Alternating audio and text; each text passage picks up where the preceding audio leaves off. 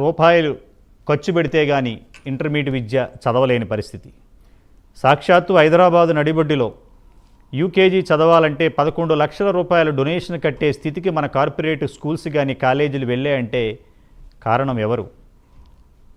ఈ రాజకీయ నాయకులు కాదా? ఈ విద్యా సంస్థల వెనకాల ఉన్న మాఫియా కాదా? తెలుగు ప్రజల్లో చాలామందికి ప్రజలందరూ కూడా పేరెంట్స్ యొక్క అమాయకతత్వాన్ని క్యాష్ చేసుకొని కుప్పలు తెప్పలుగా రోజు రోజుకి ప్రతి అకాడమిక్ ఇయర్లో కొన్ని వందల కాలేజు బ్రాంచ్లు ఒక బ్రాంచ్తో పర్మిషన్ తీసుకుని చుట్టుపక్కల 10 క్యాంపస్లు పెట్టడం, రెసిడెన్షియల్ స్కూల్స్ పెట్టడం పర్మిషన్ లేకుండా, ఒక ఫైర్ ఎన్ఓసి కానీ బిల్డింగ్ పర్మిషన్ కానీ లేకుండా అధికారులు పూర్తిగా చేతులెత్తేసిన వైనం, సాక్షాత్తు మంత్రులు కూడా స్పందించలేని వైనం. అసలు ఎక్కడికి పోతుంది ఈ సమాజం? ఈ కార్యక్రమం మీద ప్రైమ్ 9 గత కొన్ని రోజులుగా అనేక చర్చలు చేస్తున్నాం. ఈరోజు కూడా స్పెషల్ డిబేట్ ఈ ప్రైమ్ 9 వేదికగా చేస్తున్నాం. తెలుగు రాష్ట్రాల్లో ఉన్న పేరెంట్స్కి, విద్యార్థులకి, మేధావులకి ఒకటే విజ్ఞప్తి: మీలో మార్పు రావాలి, ప్రశ్నించే తత్వం పెరగాలి. తద్వారా సమాజ హితం కోసం ప్రైమ్ 9 ఒక ముందడుగు వేసి మీకోసం ఈ ఆన్లైన్ అడ్మిషన్స్ రావాలి. ఇంటర్మీడియట్లో ఫీజు దందా అరికట్టాలి. రెగ్యులరేషన్ స్కీమ్ వేసి ఫీజుని గవర్నమెంటే ఫిక్స్ చేయాలి. అలాగే గవర్నమెంట్ స్కూల్స్, జూనియర్ కాలేజీల్లో ప్రతి గవర్నమెంట్ ఎంప్లాయీ పిల్లలు కూడా అక్కడ చదవాలి, పక్కనున్న తమిళనాడులాగా. ఈ విషయాలపై మనం చర్చిద్దాం. చర్చలో భాగంగా ఈరోజు మన రాంబాబు గారు, ఏబీవీపీ స్టేట్ సెక్రటరీ. నమస్కారం అండి. నమస్తే. గత కొన్ని రోజులుగా ప్రైమ్ 9 వేదికగా మనం చర్చిస్తున్నాం. మీకు తెలుసు, మనం ఎంత చర్చించినా కూడా ఇంకా పేరెంట్స్లో అమాయకతత్వం, వాళ్ళ అమాయకతత్వాన్ని క్యాష్ చేసుకుంటున్న కార్పొరేట్ విద్యా సంస్థలు. ఉద్యమ నాయకుడిగా, విద్యార్థి నాయకుడిగా, ఏబీవీపీ స్టేట్ తెలంగాణ సెక్రటరీగా మీరు కూడా అనేక ఉద్యమాలు చేశారు. సాక్షాత్తు హైదరాబాదులోనే సమ్మర్ వెకేషన్ ఇచ్చినా కూడా కళాశాలలో ముయ్యకుండా, అలాగే ఈరోజు మన హైదర్ నగర్ సెంట్రల్ ఆఫీస్ శ్రీ చైతన్య కాలేజీలో, రెసిడెన్షియల్ కాలేజీలో గతంలో 4 months బ్యాక్ కౌశిక్ అనే స్టూడెంట్ సూసైడ్ చేసుకున్నాడు, ఉరేసుకున్న ఆ క్యాంపస్లో. సభ్య సమాజం అంతా చూసింది. మే 30th నుంచి జూన్ 1 వరకు కూడా సెలవులు ఇస్తే వాళ్ళని ఈ రోజున బయటికి పంపించకుండా, ఒక చెంచలగూడ జైల్లోనో చెర్లపల్లి జైల్లో ఖైదీలను ఎలా పెడతారో ఆ విధంగా పిల్లల్ని కూడా ఖైదీలుగా ట్రీట్ చేసి, మీడియా ప్రతినిధులు రాకుండా, విద్యార్థి సంఘాల నాయకులు వెళ్లకుండా, ఈ రోజున పవన్ కుమార్ గారు విద్యార్థి నాయకుడు అక్కడికి వెళ్ళి వందలాది మంది అక్కడికి వెళితే ఈరోజు వాళ్ళ మీద దౌర్జన్యం చేయటం, సాక్షాత్తు స్టూడెంట్సే ఏదన్నా ఒక కంపెనీలో ధర్నాలు చేయటం, హక్కుల కోసం పోరాటం చూసాం. కానీ విద్యార్థులు కూడా రోడ్డెక్కి, అయ్యా మాకు సెలవులు ఇచ్చారు, గవర్నమెంటు మమ్మల్ని ఇక్కడ బంధించేశారు, మమ్మల్ని కాపాడండి అని అని ప్రాధేయపడే స్థితికి విద్యా వ్యవస్థ వచ్చిందంటే సాక్షాత్తు విద్యాశాఖ మంత్రి రేవంత్ రెడ్డి గారు, ముఖ్యమంత్రి ఆయనే, హోంశాఖ ఆయనే. ఇంటెలిజెన్స్ రిపోర్ట్స్ కూడా వెళతాయి. గత 15 రోజులుగా ప్రైమ్ 9 వేదిక అనేక కథనాలను మనం ప్రచురం చేస్తున్నాం. అయినా కానీ స్పందన లేని, పట్టించుకొని అధికారులు. సాక్షాత్తు మేడ్చల్ డిఈఓ కిషన్ నాయక్ గారిని మనం సంప్రదిస్తే వారు ఫోన్ లిఫ్ట్ చేయట్లేదు. విద్యార్థి సంఘ నాయకులు వెళ్ళి పంపిస్తే ఆయన ఫోన్ ఎత్తాడు, వారు పిఏ ఎత్తుతాడు, ఎత్తితే మీరు రిటర్న్గా కంప్లైంట్ ఇవ్వండి అంటాడు. అంటే సాక్ష్యాధారాలతో చూపించిన ఏం జరుగుతుంది రాంబాబు గారు? అసలు మన తెలంగాణ రాష్ట్రంలో ఎటుపోతుంది ఈ విద్యా వ్యవస్థ?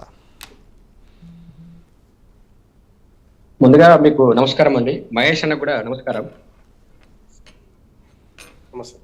చెప్పండి. నమస్కారం. ఈ గత 15 రోజులుగా ఒక ధారావాహిక లెక్క మనది సాగుతున్నది. మీ ప్రయత్నానికి ఏబీవీపీ తరఫున ధన్యవాదాలు తెలియజేస్తున్నాం. ఇదంతా కూడా అధికారుల కనుసన్నల్లో నడుస్తున్నదండి. అధికారులకు తెలియకుండా ఏది నడవట్లేదు.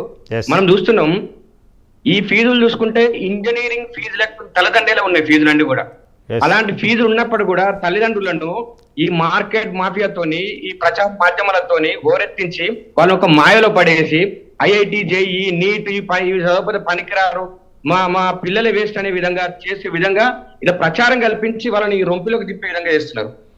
మీరు అంటే 4th ఎస్టేట్ గా మీడియా కానీ, విద్యార్థి సంఘాలుగా మేము కానీ ఎన్ని పోరాటాలు చేసినప్పటికీ మీరు అన్నారు ఎందుకు ఒత్తిడి ఉంటున్నదంటే, ఇప్పుడు అంటే రూల్స్ ప్రకారం ఒక గ్రౌండ్ ఉండాలి, దానికి తగ్గట్టుగా అంటే క్లాస్ రూమ్ లా ఉండాలి, అన్ని రకాలుగా సౌకర్యాలు ఉండాలని చెప్పేసి ఉన్నప్పటికి కూడా ఇరుకిరుకు గదులలో పెట్టేసి ఒక 10 మంది విద్యార్థులు మంచి వాళ్ళ ఒక దగ్గర పెట్టేసి మిగతా వాళ్ళని ఒక దగ్గర పెట్టేసి వాళ్ళని చూపించి ర్యాంకులు చూపెట్టి వాళ్ళతోనే అడ్మిషన్లు దండుకునే ప్రయత్నం చేస్తున్నారు. కాబట్టి మాదాపూర్లో కానీ మిగతా ఈ కూకట్పల్లిలో కానీ మిగతా ఏరియాలలో అక్కడ పెట్టేసి పిల్లలకు నరకయాతను చూపించి మానసిక ఒత్తిడిలోకి నెట్టేసి ఆత్మహత్యలు చేసుకునే విధంగా వీళ్ళు పాల్పడుతున్నారు. అంటే ఇవి ఆత్మహత్యలు కాదు, ఆ ఇన్స్టిట్యూట్లు చేస్తున్నటువంటి హత్యలు.